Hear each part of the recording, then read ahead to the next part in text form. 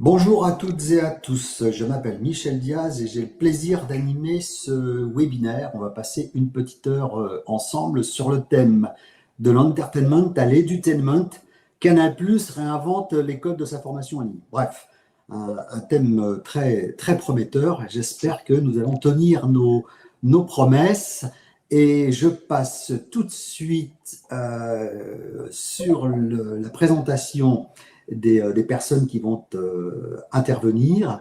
Donc, on va peut-être aller de gauche à droite. Bérangère.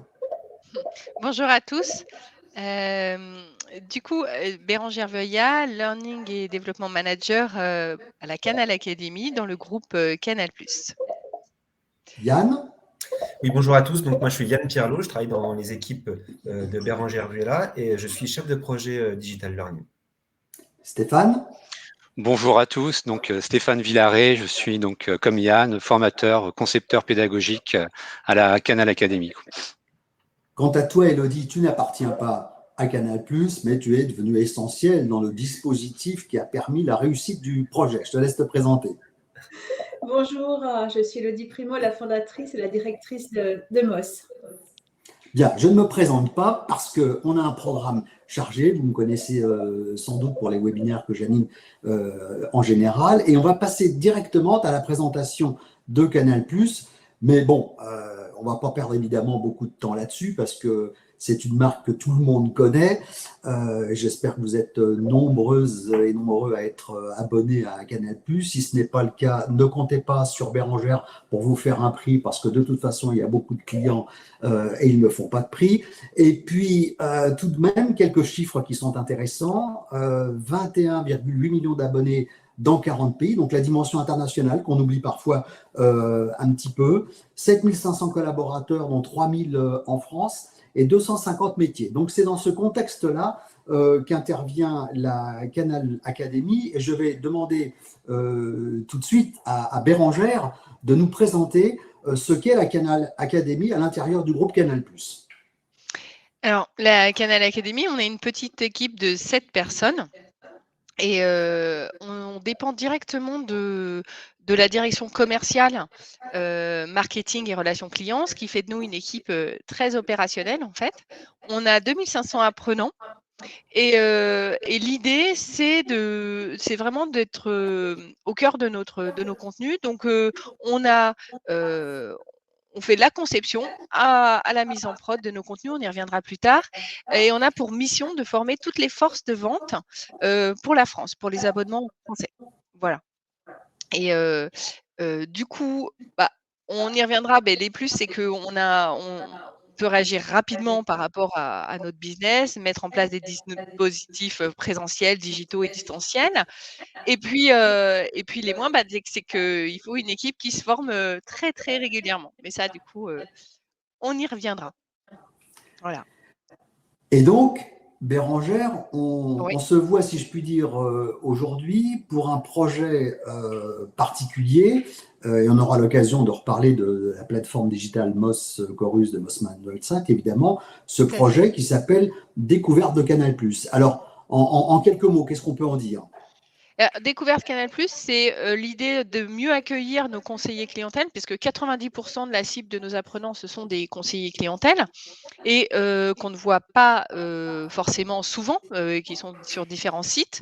Donc l'idée, c'était un projet 100% digital pour pour venir renforcer la formation initiale qu'ils ont eue. Mais sur les formations initiales, on va être plus sur des thématiques très concrètes de la vie d'un abonné, et alors que le Découverte Canal, il avait pour objectif de vraiment plus leur faire comprendre, leur faire partager qu'est-ce qu'est notre ADN, quels sont nos métiers. Et dedans, on a essayé de varier les formats. On a essayé de faire des formats courts. On y reviendra.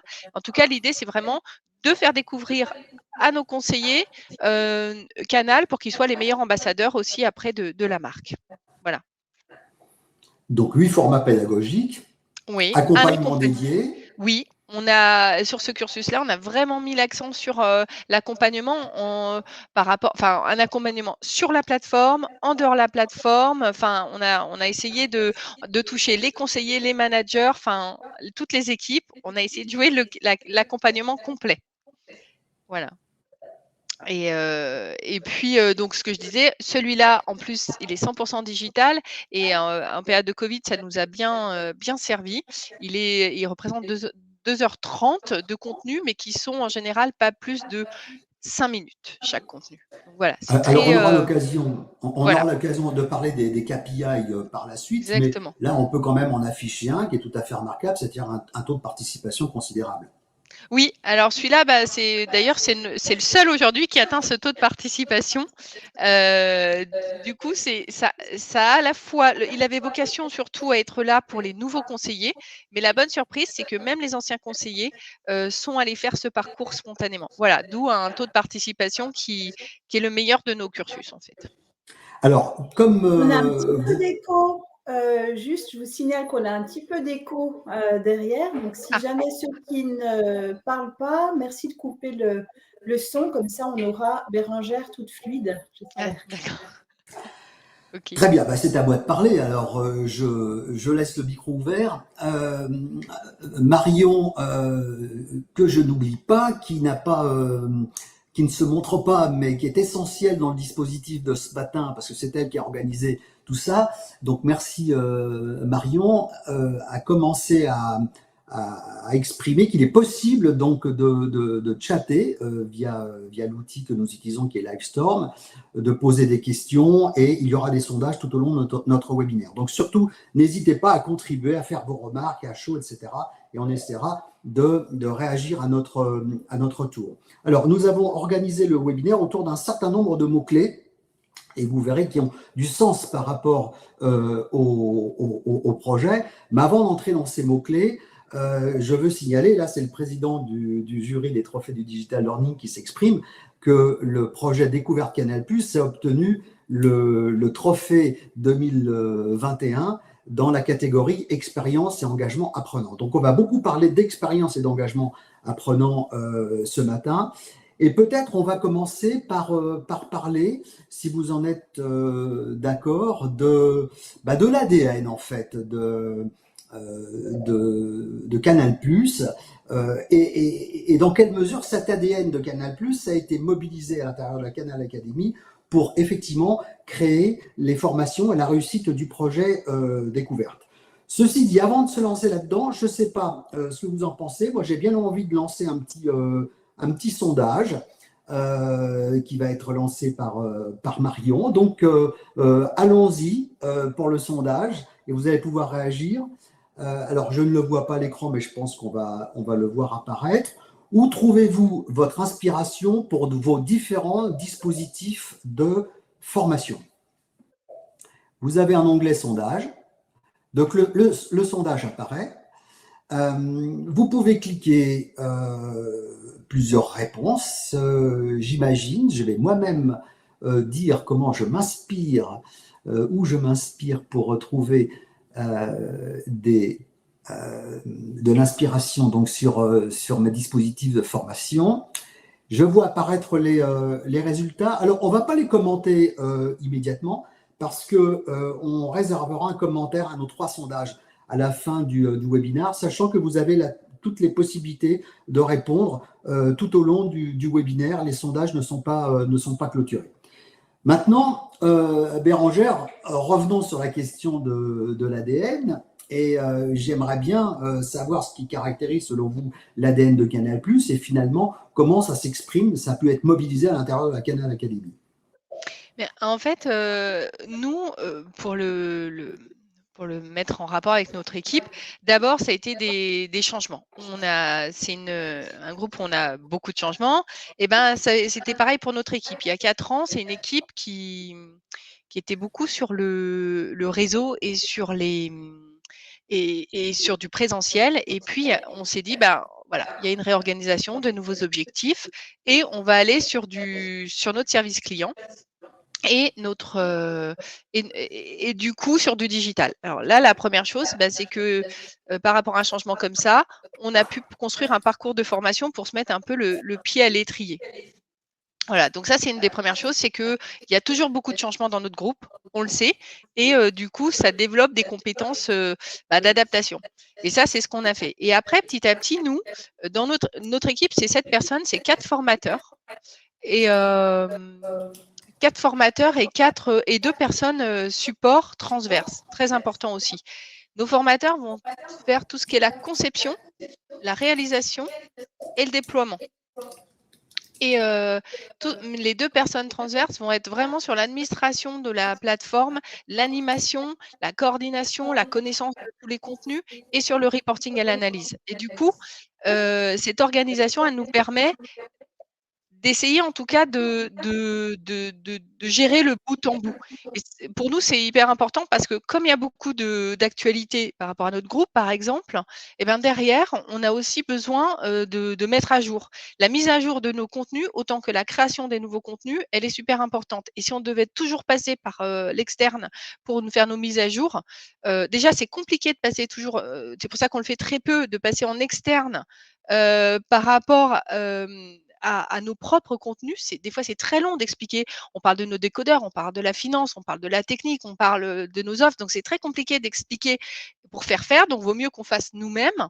Et puis, on a ces 2 personnes transverses qui nous aident à piloter. Là, on est vraiment sur le pilotage, c'est-à-dire qu'on suit de près, on en reparlera après, mais les dispositifs de formation, savoir si ça marche pas. Et puis après, petit à petit, là où on retrouve aussi l'ADN Canal, c'est qu'on a du très beau contenu. Enfin, nous, on est fans de notre contenu, évidemment. Et on a fait des rencontres. Lors, par exemple, de ce programme, on a dit, tiens, eux, ils font comme ça, tiens, ils font ça. On aime bien aussi s'inspirer, enfin, beaucoup de ce que font les autres. Et on s'est dit, tiens, quand on aura un peu pris de la bouteille parce qu'on est tout nouveau, eh ben, on ira peut-être, on aimerait mettre du storytelling, on aimerait. Et ce programme-là, ce cursus, c'est la première fois, donc ça fait 4 ans, donc c'est la première fois en 4 ans. Donc, on a pris le temps aussi, il y avait besoin de se former, il y avait besoin d'avancer. Et maintenant, avec la maturité, c'est Yann et Stéphane qui vous en parler bien mieux après, qui ont dit, mais Bérangère, dans ce contenu, ce cursus, on adorerait mettre voilà, du contenu et nos créations originales, du storytelling, parce qu'on en était, au début, on était déjà à faire nos modules e-learning comme on pouvait, avec les outils qu'on pouvait. Et là, du coup, maintenant, on essaye de mettre du ludique dans des histoires. Voilà. Et donc, c'est ça, en fait, qui fait l'ADN, c'est que c'est une petite équipe. Alors, l'avantage, c'est qu'on est très réactif. Mais l'inconvénient, c'est aussi c'est qu'on est un peu couteau suisse. Voilà, je demande à l'équipe d'être un peu couteau suisse et ils le font, je dois dire, très bien. Voilà, enfin, en tout cas, ça a demandé une évolution de l'équipe incroyable en 4 ans. Voilà. Voilà un petit peu, Michel, pour notre ADN. Mais merci Bérangère. Yann, quand vous avez reçu le prix au nom de l'équipe, le trophée du Digital Learning, vous m'avez raconté une anecdote qui m'a beaucoup amusé.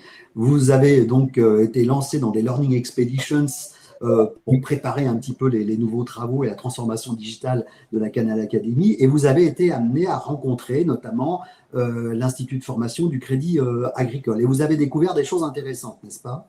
Oui, au début, comme disait Bérangère, c'est vrai on avait peu d'expérience, en tout cas sur le e-learning, et on a été à l'IFRAM, hein, donc c'est l'université du Crédit Agricole, et en fait, on a regardé un peu ce qu'ils faisaient, parce qu'ils étaient plus avancés que nous, hein, effectivement, sur la digitalisation, et on a vu qu'ils utilisaient des contenus, nos contenus d'ailleurs, hein, Engrenage, pour storyteller, pour rendre les modules plus ludiques, et pour raconter une histoire. Donc effectivement, comme le disait Bérangère, nous aussi, on s'est dit, on va raconter une histoire avec nos créations originales, et là, en l'occurrence, on a pris le Bureau des légendes, c'est un peu le sujet du webinaire, pour engager nos apprenants. Eh bien, on peut peut-être passer au deuxième mot-clé de notre webinaire, qui est le mot-clé engagement, pour lequel vous avez eu le trophée. Alors, allons-y. Et là-dessus, je pense que Stéphane a évidemment son mot à dire. Alors, je ne sais pas si c'est la bonne slide du coup sur le. En fait, plutôt. Ah, excusez-moi. Non, pas de souci. C'est Yann. C'est Yann qui, sur les contenus, avait un petit. Oui, alors, on a mis la guerre des mondes là sur le. Autant pour moi, vous voyez, ce sont les joies du webinaire.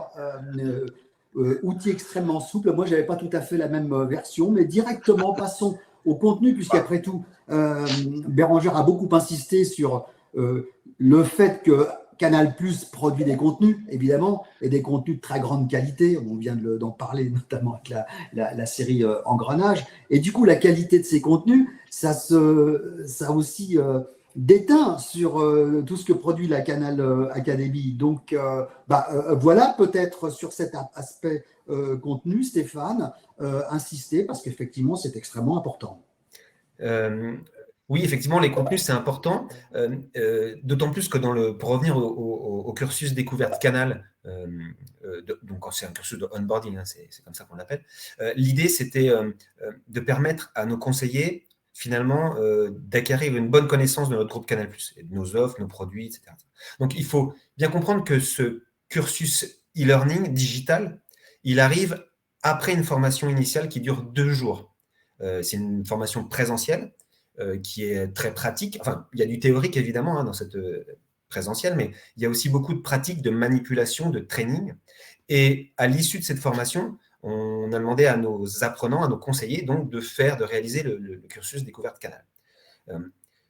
Comment, nous, finalement, on a initié notre réflexion sur ce contenu?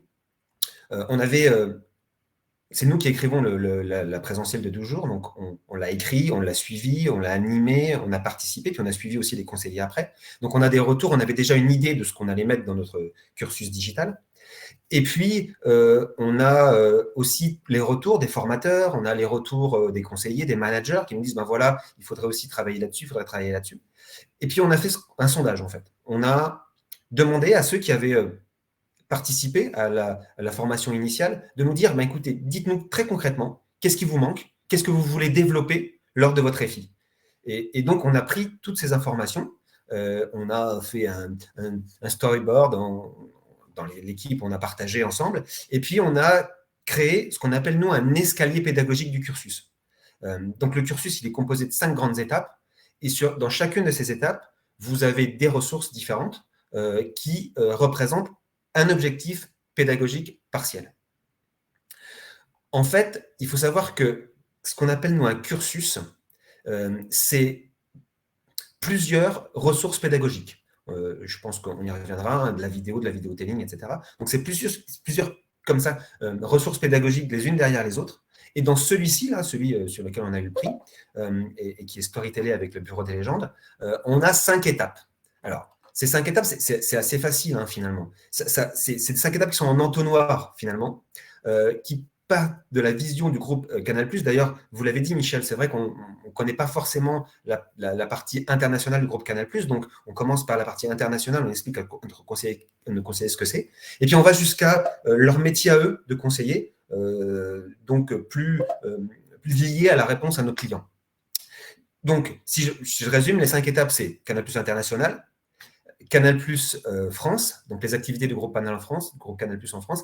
Dans ces activités du groupe Canal+ en France, on a aussi mis la consommation de la programmation des Français, l'évolution de la consommation TV.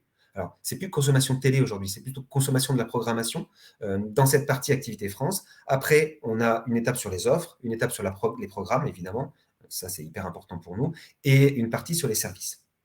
Donc, voilà, c'est ça l'idée de ces 5 étapes. Et puis, c'est storytellé avec le Bureau des légendes. Donc, chacune de ces étapes, en fait, elle est verrouillée.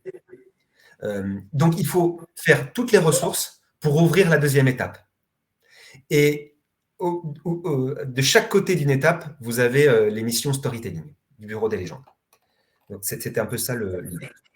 Stéphane, on s'arrête un instant avec vous aussi là-dessus parce que vous êtes intervenu en binôme avec Yann sur tout ça. Je ne voudrais pas qu'on passe à côté de l'outil auteur que vous avez utilisé pour cela, parce que aussi doué soyez-vous et compétent, messieurs, encore faut-il que vous soyez dotés d'un bon outil auteur qui vous permette d'atteindre la productivité et le niveau de qualité nécessaire. Qu'avez-vous utilisé comme outil auteur? Alors en fait, on utilise des outils en fonction des thématiques. Je vais vous donner un exemple. Tiens, si je prends le sujet consommation de la télévision en France, l'évolution de la consommation des programmes en France. C'est un sujet pas extrêmement compliqué. Expliquer à un conseiller que les Français regardent 3h40 la télé par jour et qu'ils streament plus, c'est pas très compliqué. Donc là, on a choisi un outil, on a fait une vidéo de 3 minutes pour expliquer ça. Et derrière, on valide avec un quiz, je vais même dire un petit quiz de 5 questions. Par contre, si on doit, par exemple, parler de… Là, c'est un côté plus technique, mais comment on branche un décodeur canal, par exemple, il faut que le conseiller sache le faire pour l'expliquer au client.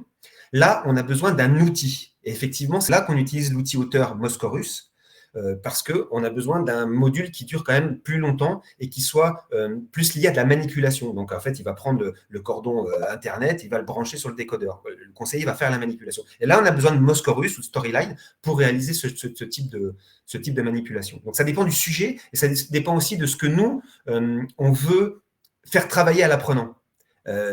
La consommation de la télévision, on veut juste que ça soit une connaissance finalement. Par contre, quand on utilise Moscorus, on a besoin, là pour le compte, de faire manipuler, d'avoir un training aussi derrière. Je donne un exemple très concret.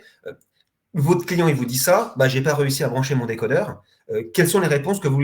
Voilà, il y a 4 solutions, quelles sont les bonnes réponses? Puis en fonction de ce qu'il va nous dire, on va lui dire, ça c'est bon, tu as raison. Non, c'est pas ça qu'il faut dire, c'est plutôt ça qu'il faut dire. Donc, je ne sais pas si je réponds à votre question, Michel, du coup.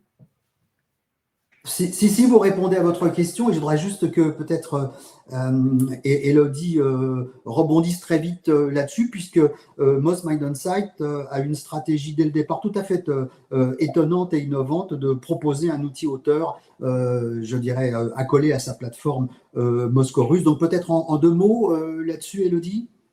Oui, merci Michel. D'ailleurs, on avait commencé tout début de MOS avec la création de contenu. On était une agence web de production de contenu et on a développé l'outil auteur pour nous, pour nos propres besoins. Nos clients, après, nous l'ont demandé. Donc, on est devenu éditeur grâce à ça. Et je dirais la force de l'outil, c'est de pouvoir générer des questionnaires sur lesquels on a implémenté un standard qui est le QT, qui permet d'avoir vraiment le détail de réponse aux questions.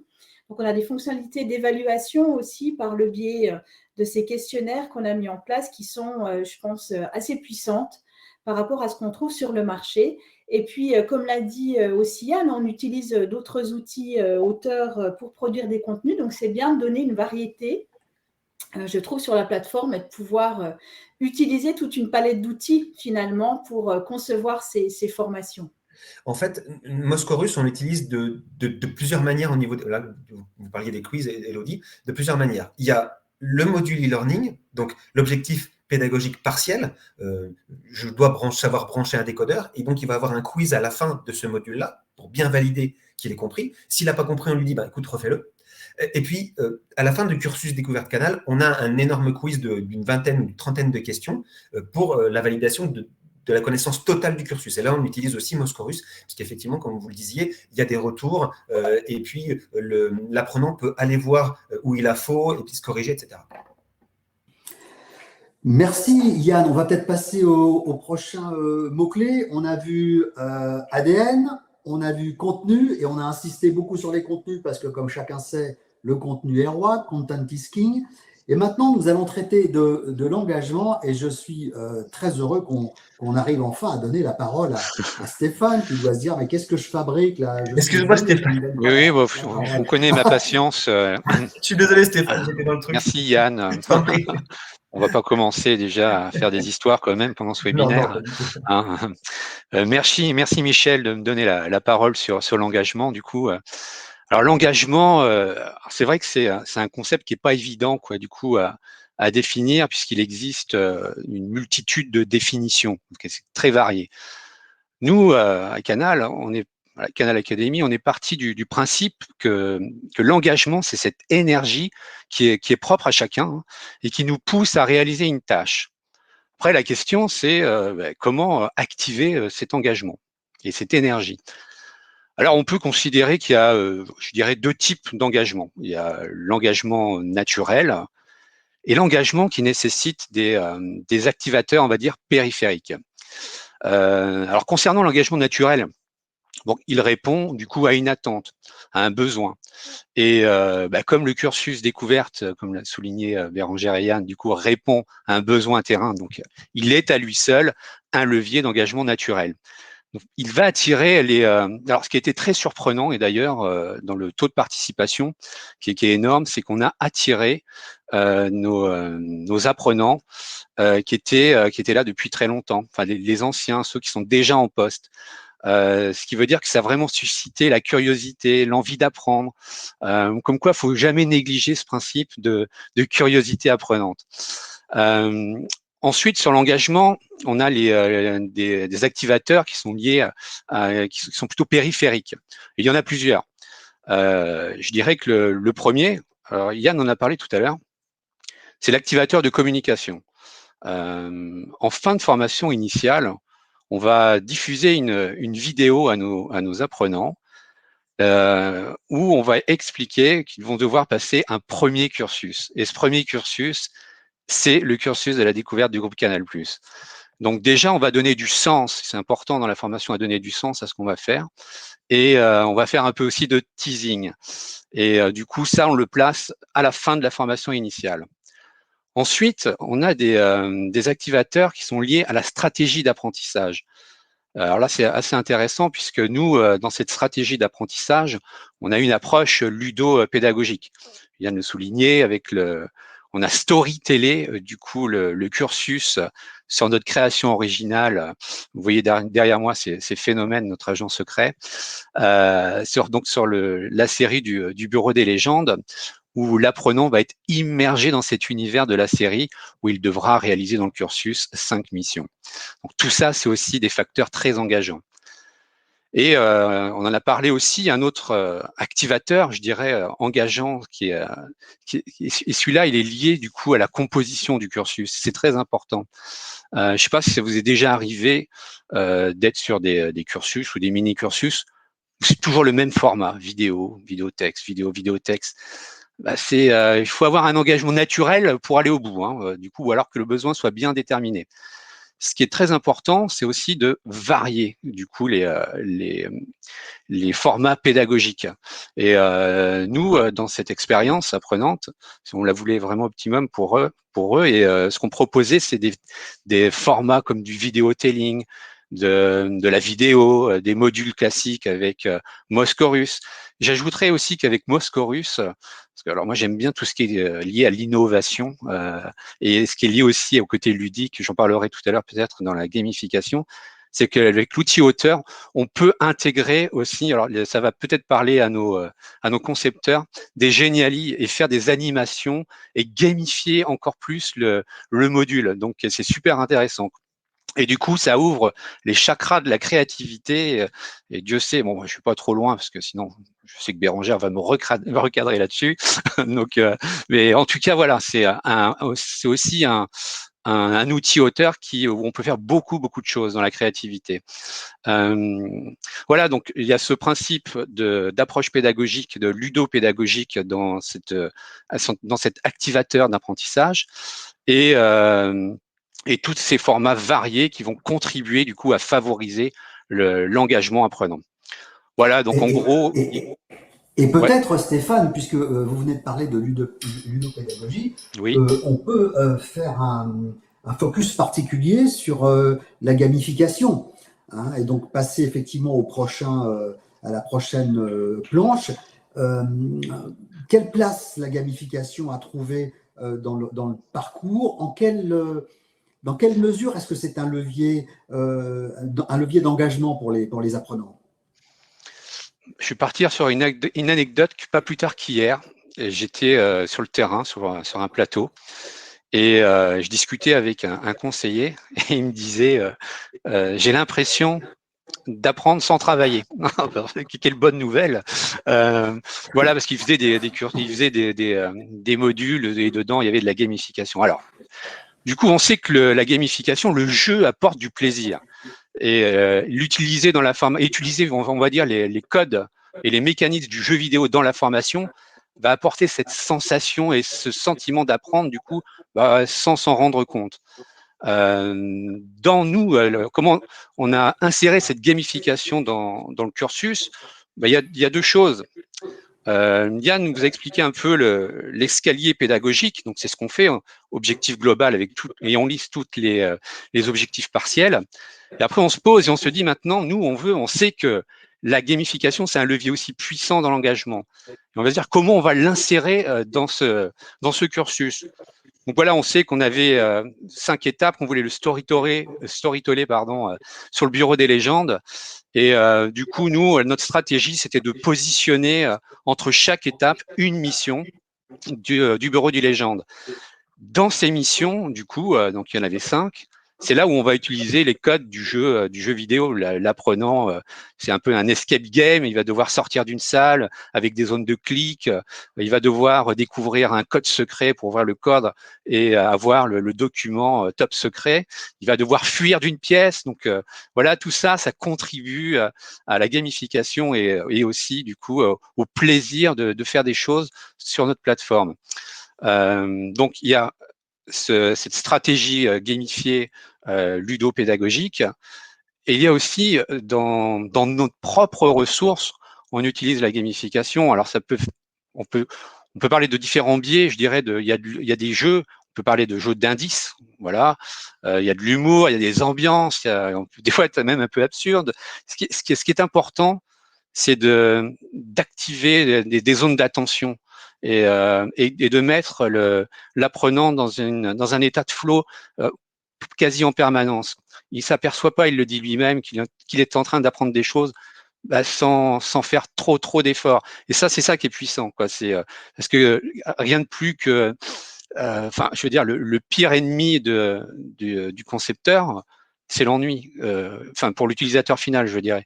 Et du coup, nous, on veut absolument éviter ça. Donc, on veut les rendre ludiques. Bon, évidemment, il y a tous les aspects pédagogiques derrière, hein, avec ce qu'on utilise d'ailleurs dans Moscorus, les activités. De compréhension, de réflexion. Mais voilà, mais on amène l'apprenant du coup avec ces petits facteurs ludiques et gamifiés dans nos ressources. Et ce qui fait que c'est très plaisant à faire. Donc il y a ce facteur dans les ressources. Il y a aussi, peut-être que Bérangère en parlera mieux que moi, mais sur la plateforme, c'est gamifié, on gagne des badges. Et ça, d'ailleurs, j'ai un petit sujet là-dessus parce que hier, on m'a demandé, j'ai bientôt 3000 points, je veux savoir ce que je vais avoir comme cadeau. Ah, mais non, c'est une surprise. C'est une surprise. Mais on l'a identifié. J'étais très attendu sur ce sujet-là, apparemment. Donc, 3000 points, il est balèze. Hein. Ouais, c'est le marathonien. C'est le marathonien, ouais, tout à fait. D'accord. Je ne peux pas ne pas laisser la parole à Élodie à propos de gamification parce que, mine de rien, c'est une des grandes spécialistes de la question depuis de nombreuses années. Elle a souhaité que les équipes de recherche et développement de Moss Mind on Site prennent en compte cet aspect. Et c'est vrai que la plateforme est une des plus avancées en matière de gamification. Et je pense d'ailleurs, mais je ne crois pas que Bérangère, Yann ou Stéphane me contrediront, que vous avez appris au contact de la plateforme et d'Élodie sur la puissance d'engagement que peut représenter la gamification. Alors, Élodie, je sais que tu es capable d'en parler pendant des heures, mais en quelques mots, quel regard portes-tu sur la gamification de la plateforme chez Canal+? Dans le contexte de gamification, là, on a évoqué les contenus. Donc, c'est une partie qui est une composante essentielle. Mais là où on était attendu, c'était sur la partie gamification du dispositif, donc du portail lui-même. Et c'est là où je trouve que Canal a su créer un univers cohérent. Il y a aussi la partie duel sur d'autres dispositifs, hein, parce qu'on parle de plusieurs dispositifs qui peuvent être imbriqués les uns dans les autres. Et puis, il y a toute cette mise en scène, justement, avec des badges personnalisés. Enfin, c'est léché. Il y a des objectifs différents à atteindre. Il y a des classements. Voilà, donc je pense qu'ils ont mis en place beaucoup de choses sur ce portail et dans ce dispositif en particulier. Et Michel, je voudrais rajouter pour préciser aussi, par rapport à ce que disait Stéphane, en fait, on a une équipe où, parce que faut pas qu'on laisse croire que ça se fait super facilement tout le temps, parce qu'on est une équipe où on est que des personnalités très différentes. En l'occurrence, c'est nos formateurs concepteurs. Et du coup, on a des grosses discussions parce qu'en fait, tout le monde recette ça fait partie de l'ADN de l'équipe. Toutes les 7 personnes recettent la totalité des contenus.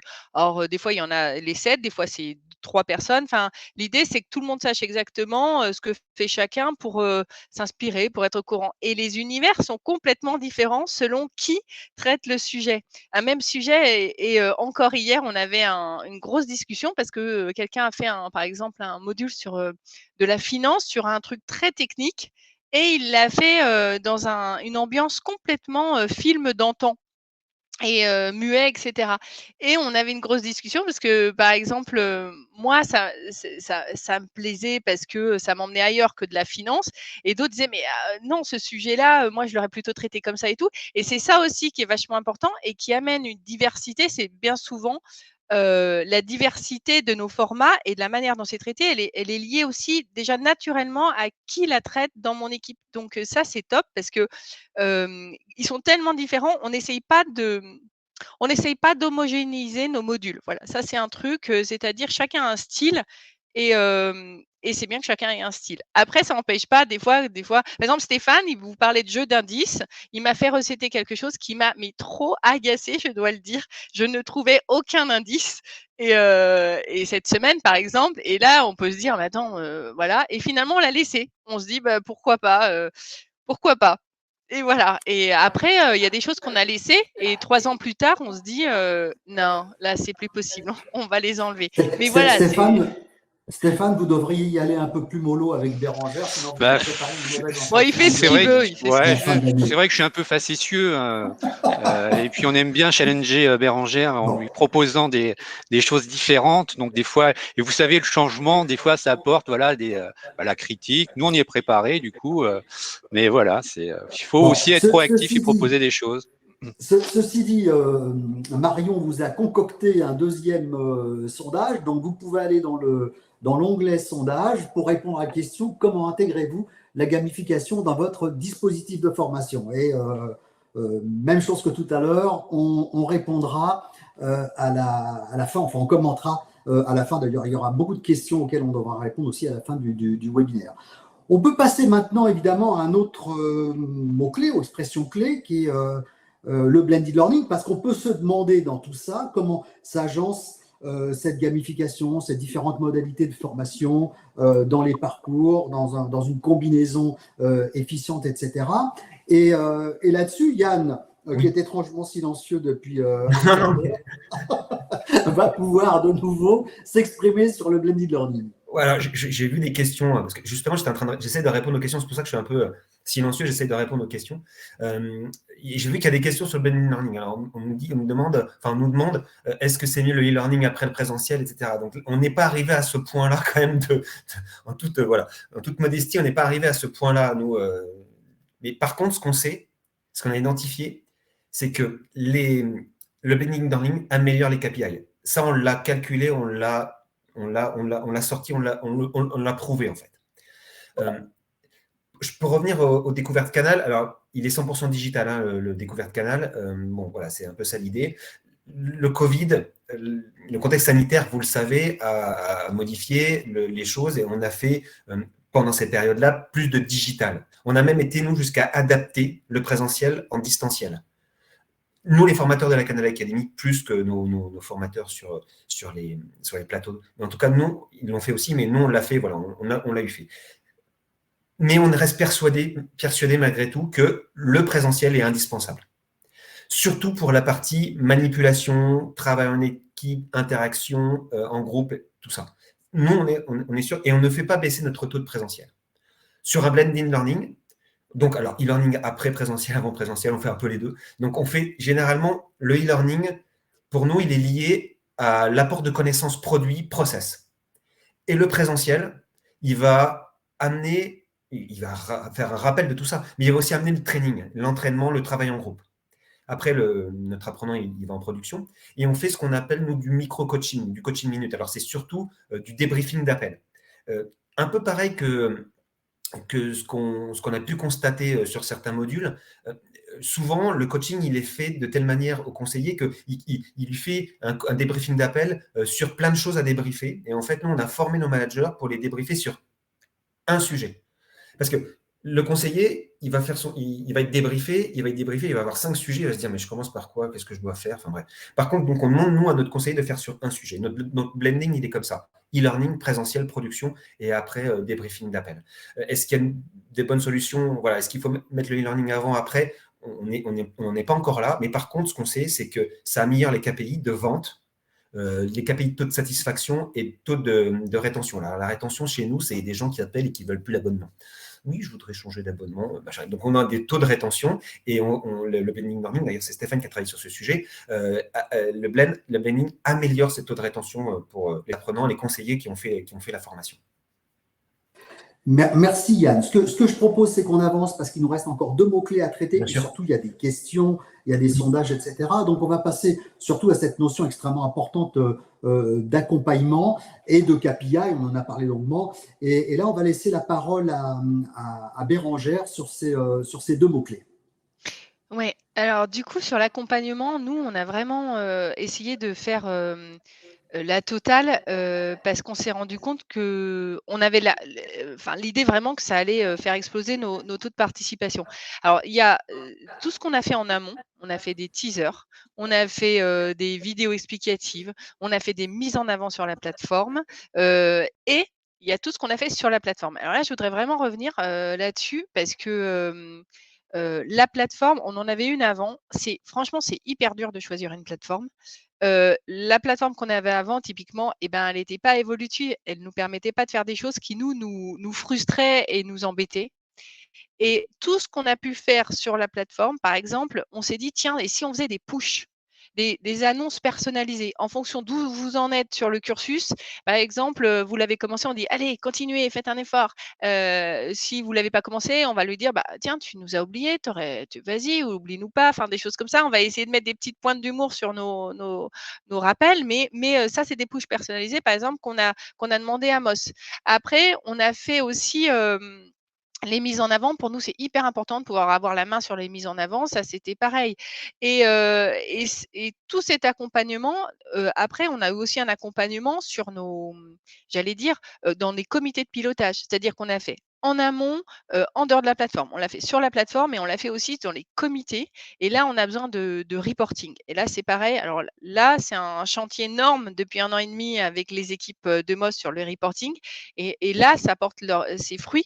Mais on suit, nous, on est une équipe qui, voilà, on a besoin de suivre, on a besoin de rendre des comptes. Et du coup, pendant les comités, l'accompagnement, c'est aussi ça. C'est-à-dire quand on met en place un dispositif, c'est pouvoir dire, tiens, tel site, est-ce que vous avez des soucis? Pourquoi ça décolle pas? Ou tel site, super, comment vous vous organisez? Parce que vous arrivez vachement bien à faire passer le dispositif. Et ça, c'est hyper important. Donc, on s'adressait à la fois directement sur les conseillers, parce qu'une de nos grosses contraintes, c'est que les conseillers, on ne peut s'adresser à eux que via la plateforme. On n'a pas forcément leur email, on n'a pas leurs coordonnées. Voilà, c'est comme ça. Et du coup, ça nous a rendu vachement inventifs sur comment on communique. Donc, on a aussi fait des forums dédiés. On a des encarts on a plusieurs encarts de mise en avant.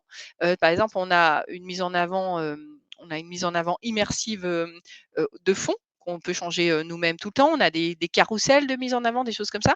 Et puis, on touchait les managers via des newsletters. Et puis, on touchait l'ensemble des équipes de pilotage via les comités de pilotage. Voilà. Donc ça, c'est pour l'accompagnement, mais c'est complètement lié au deuxième point qui est le reporting. C'est-à-dire que nous, on fait des reportings mensuels qu'on a travaillé avec Moss pour arriver à les sortir de manière automatique. Donc du coup, mensuel sur le taux d'usage, le temps passé, les ressources les plus aimées, les formats les plus consultés, etc. Et ça, c'est possible uniquement, nous, on avait besoin de réactivité. Ça fait partie de nous, ça fait partie de l'équipe. Et dans le choix de votre plateforme, si vraiment, un jour, on nous avait demandé, mais comment? En fait, nous, c'est ce qu'on a plutôt visé. Après, c'est avoir la possibilité de faire évoluer cette plateforme. Voilà, il ne faut pas que ce soit figé parce que nous, sinon, c'est pas possible. Nos projets, ça veut dire que vous devriez être au courant de tous vos projets sur les 10 ans à venir et pas pouvoir les bouger. Enfin, nous, on ne sait pas, à chaque projet, c'est nouveau. Et là, l'équipe Moss, chaque projet, on dit, tiens, si on ferait ça et si on ferait ça. Donc, sur les reportings, et puis sur la plateforme, on a des systèmes de notation. Et là, par exemple, un sujet, notre système de notation sur la plateforme, il faut faire 2-3 démarches pour aller noter. Eh ben, on a demandé, là, justement, hier, on en parlait avec les équipes MOS pour dire, bah, ce système de notation, j'aimerais bien que tu me le pousses vraiment directement à la fin de mon cursus ou de mon module pour que la personne n'ait pas à faire une démarche pour aller nous dire si ça lui a plu ou pas. Et voilà, ça va être changé parce que, on nous dit pas c'est pas possible. On nous dit: «Bah, je fais autrement ou je fais différemment», mais voilà. Donc voilà, donc on va être, on va sur le reporting et qui est lié, ça nous sert énormément pour accompagner et voir ce qui fonctionne. C'est parce que on a pu comparer des dispositifs qu'on avait, accompagnés et d'autres qu'on n'a pas accompagnés, qu'on a vus dans nos chiffres. Ceux qu'on n'accompagne pas, ils passent à la trappe, hein. Voilà. Finalement, là, je m'adresse à Elodie. Je me souviens qu'il y a bien longtemps de ça, tu présentais Moscorus comme le couteau suisse des plateformes de formation. Mais là, on en voit, et d'ailleurs, c'est un mot qui est entré dans les mœurs, puisque j'ai entendu Stéphane ou Yann ou Bérangère tout à l'heure parler de couteau suisse, me semble-t-il. Donc, on voit que dans ce couteau suisse, il y a un aspect marketing, communication. C'est pas fait du tout pour m'étonner, parce que je sais que tu as une spécialisation marketing au départ. C'est un petit peu ça l'idée, c'est qu'on se retrouve avec une plateforme qui est très loin de seulement délivrer des contenus, de traquer des temps, etc., mais qui est aussi finalement un outil qu'on s'approprie pour être capable de faire du marketing, d'éditorialiser les contenus, de mettre en avant tel contenu plutôt que tel autre, etc., et puis de faire du reporting aussi. Je pense que le reporting comme outil de communication, d'ailleurs, hein, c'est-à-dire qu'au fond, c'est un sujet pour la réunion avec les métiers. Comment est-ce qu'on a réussi à faire avancer les métiers avec ce reporting? Il y a un petit peu de ça, Elodie, j'ai l'impression. Je ne sais pas si Elodie m'a entendu. Oui, ça y est, je devais juste enlever une info qui apparaissait en haut qui ne me laissait pas couper le micro. Effectivement, quand on avait des questions là sur, par exemple, comment on récolte des données sur les contenus qui plaisent ou pas, donc on est sur des appréciations qui peuvent se mettre en place via des étoiles, hein, ce que disait Yann, et puis des commentaires qu'on va recueillir. Il y a une masse de données qui sont dans la plateforme et qui, pour répondre à d'autres questions, sont accessibles à travers les tableaux de bord de Moscorus, mais il y a aussi la possibilité pour les clients d'avoir des notions personnalisées en termes de ressources où ils peuvent faire des catégories, il y a des catégories de catalogue, il y a un certain nombre de choses dans les profils apprenants, donc on a un tas de données très diverses qui fait que après aussi, c'est important que les clients puissent récupérer les données qui les intéressent spécifiquement pour pouvoir générer des tableaux de bord qui peuvent sortir des tableaux de bord classiques de MOS, qui prennent les données standards qui sont dans la plateforme et qui prennent en compte les données spécifiques à l'entreprise. Et puis, je dois saluer Canal et Bérangère parce que je n'ai jamais vu des tableaux de bord utilisés autant. C'est-à-dire, il y a beaucoup de gens qui veulent des tableaux de bord mais qui n'en font rien. Bérangère, elle les sort, elle les utilise et puis voilà, ça génère des PowerPoint pour des réunions. Donc voilà, c'est vraiment une utilisation poussée, je trouve, des KPI dans le terrain, sur le terrain, et pas uniquement à des vues introspectives. Bérangère, j'ai une question à ce propos. Oui. Un des grands enjeux aujourd'hui pour les responsables formation, c'est de mettre en évidence, de prouver la valeur qui a été créée par la formation au niveau du business, dans la performance du business, etc. Est-ce que les KPI que vous mettez en œuvre vont jusque-là, c'est-à-dire être capable de prouver qu'effectivement la formation, l'investissement en formation se justifie par des résultats business? Eh bien, alors, déjà, c'est vrai qu'on nous demande beaucoup de chiffres dans ce sens-là, mais on a un projet là en cours où ça sera le premier projet où on va essayer en effet, justement, comme on est arrivé à automatiser, comme disait Elodie, là on a automatisé et nous on a fait le choix en effet d'avoir des fichiers Excel qui sont déversés chez nous pour faire ensuite nos reporting et on va essayer, on est en train, c'est Yann justement qui travaille sur ce projet, de lier certains KPIs de production avec des formations. C'est-à-dire que chaque fois, ce qu'on voudrait, c'est arriver de manière automatique. Chaque fois que les personnes ont reçu telle et telle formation, derrière, est-ce que leurs KPI se sont améliorés? Oui, on est en train de le mettre en place sur un des cursus techniques, justement, pour voir si ça fait baisser, si une fois qu'ils ont fait le cursus, on prend les KPIs amont, on fait le cursus et après on voit si derrière les KPIs de prod sont meilleurs. Donc ça, c'est 2022, c'est tout proche là. On va voir. On va voir. Après, c'est toujours délicat parce que la formation, elle reste un levier parmi tant d'autres. C'est-à-dire que nous, à Canal, quand on est avec les partenaires des services clients, la formation, c'est un levier. Mais il y a beaucoup d'autres équipes qui œuvrent. C'est-à-dire qu'on a des équipes terrain qui accompagnent les équipes. Il y a des équipes qui les briefent toutes les semaines sur les dernières infos, qui les reprennent. Donc, en fait, il faudra toujours quand même être assez modeste sur le fait qu'on est un levier, mais qu'il y a d'autres équipes que nous qui interviennent. Donc, ça pourra toujours, ça donnera une tendance. Moi, je crois vraiment à la tendance, mais ne pas oublier qu'il y a plein d'autres actions à côté et que c'est difficile de dire telle action a fait bénéficier ça. Voilà.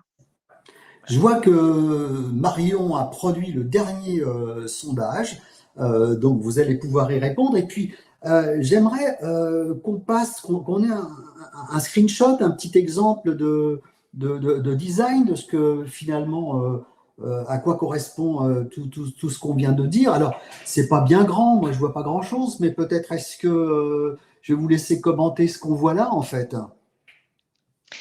Juste un petit mot, parce que c'est vrai qu'on voit Yann et Stéphane sur l'incarnation. Il y a nous, enfin, on les voit pas souvent, nos conseillers, à part quand on se déplace.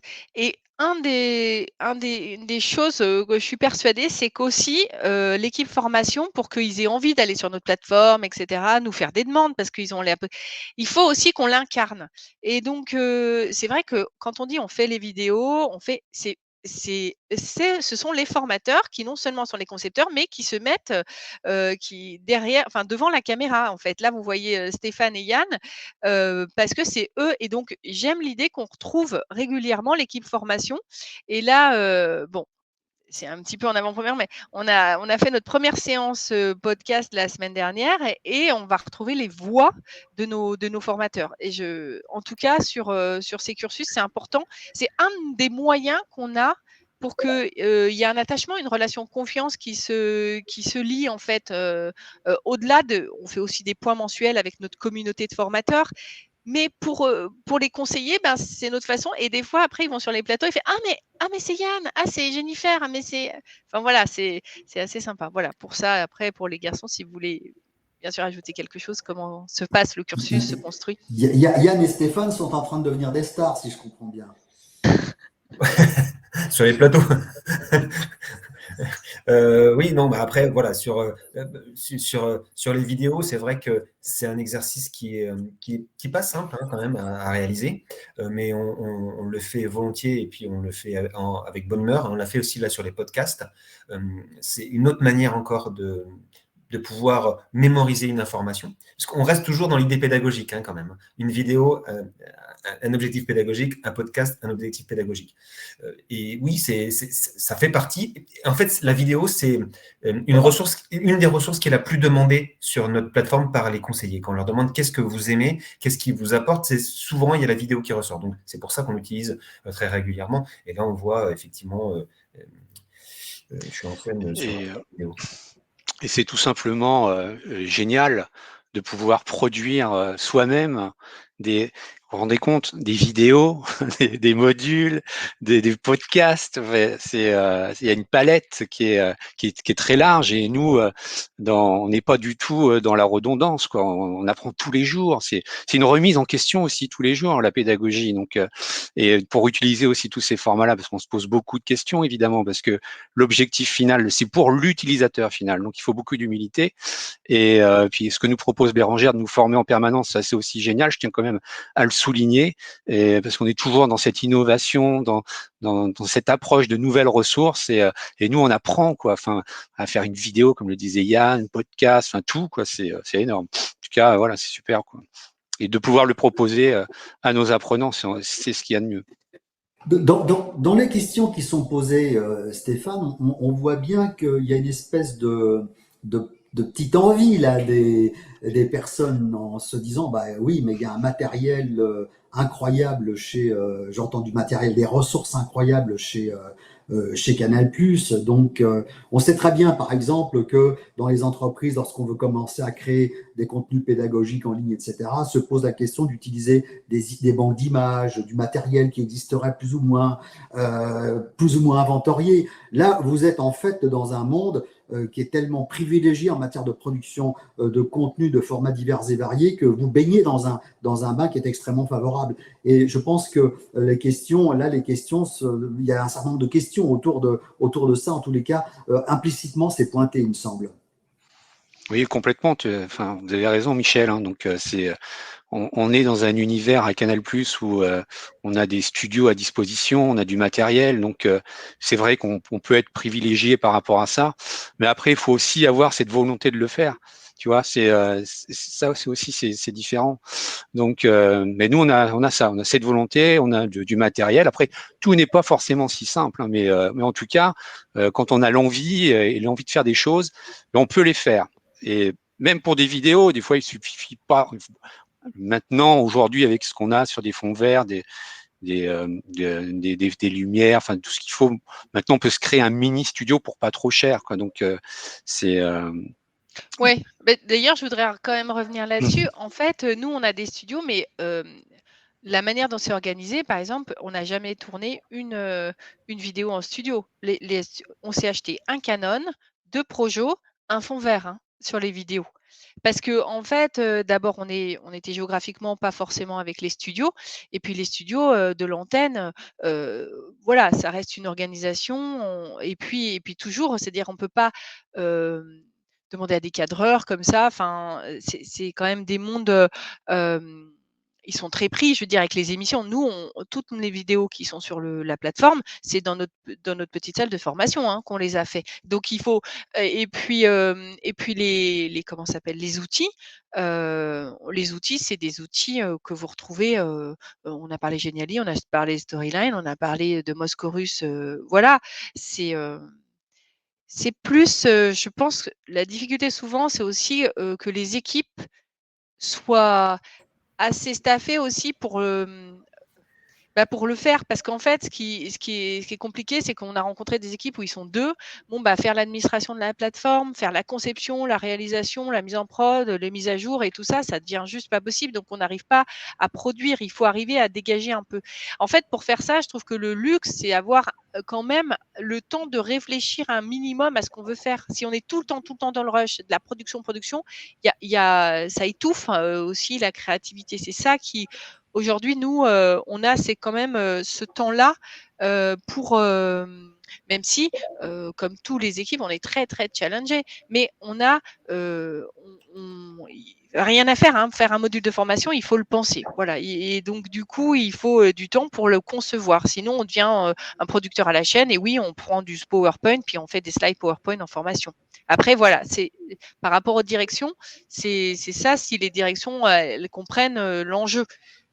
Faire un module de formation, c'est pas juste prendre un PowerPoint et l'animer. Voilà, pour moi, c'est plus ça la grosse difficulté, et c'est aujourd'hui ça qui nous permet d'être créatifs. C'est parce que on peut. Et après, comme dit Stéphane, on a demandé des choses, mais toujours justifiées, toujours argumentées par rapport aux besoins. Là encore, on a des projets qu'on va argumenter, voilà. Mais on a commencé avec des petits moyens. On peut le faire avec des petits moyens, voilà. J'aimerais qu'on se rende tous sur l'onglet sondage maintenant, puisque voilà, tout le monde a quasiment voté, enfin celles et ceux qui voulaient voter l'ont fait. Élodie, comment intégrez-vous la gamification dans votre dispositif de formation? Donc, on voit que les badges sont en première position, les duels entre apprenants, etc.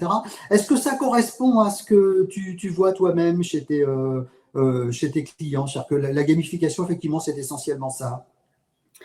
C'est beaucoup ça, parce qu'il y a aussi une simplicité côté gamification. Alors, il y a des plateformes tierces qui vont avoir des badges standards. Ce n'est pas le cas dans Moz, donc il y a un peu justement d'imagination, une gamification qui va être personnalisée, mais créer un badge, c'est une image, c'est mettre des objectifs en lien pour les atteindre, donc ça va vite.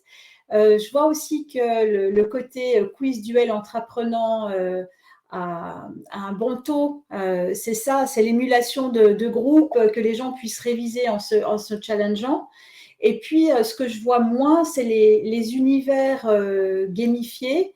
Et ça, totalement, ça dépend de la plateforme et de ce qu'on peut faire, jusqu'où on peut aller là-dessus. Mais c'est aussi, je dirais, pour apporter plus un discours, un ton qu'on peut avoir lorsqu'on communique à travers la plateforme et les notifications. Donc voilà, c'est tout ça que prend en compte l'univers gamifié.